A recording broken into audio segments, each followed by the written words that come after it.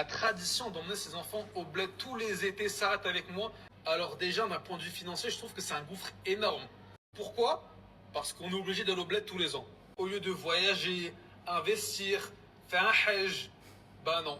Encore une fois, la démagogie de la diaspora a encore frappé. Lorsque tu n'es pas capable d'offrir des vacances de rêve à tes enfants, tu dois te blâmer à toi-même et uniquement toi-même. Si tu n'arrives pas à faire kiffer et rêver tes enfants pour que eux, justement, à la rentrée des classes, puissent leur dire: Ah, vous étiez en Italie? Ben moi, j'étais dans mon pays d'origine. Avec mon père, on a loué un bateau, on est parti faire du jet ski, on est parti visiter plusieurs villes. Tu savais que mon pays, il fait 5 fois la France. C'est intéressant. Mon papa, il m'a appris ça. Mais non, comme vous n'êtes pas capable de faire rêver vos femmes et vos enfants, vous essayez de trouver des coupables. Ensuite, les gens ne viennent pas en Algérie pour faire du tourisme en premier choix. Les gens viennent en Algérie pour Sirat al-Rahim, pour préserver les liens de parenté et de famille. Mais ça, bien évidemment, c'est sûr que tu oublies de le mentionner. C'est de nous faire croire que en fait l'Algérie, c'est plein de douar, que les enfants sont hyper malheureux. L'Algérie est un pays exceptionnel.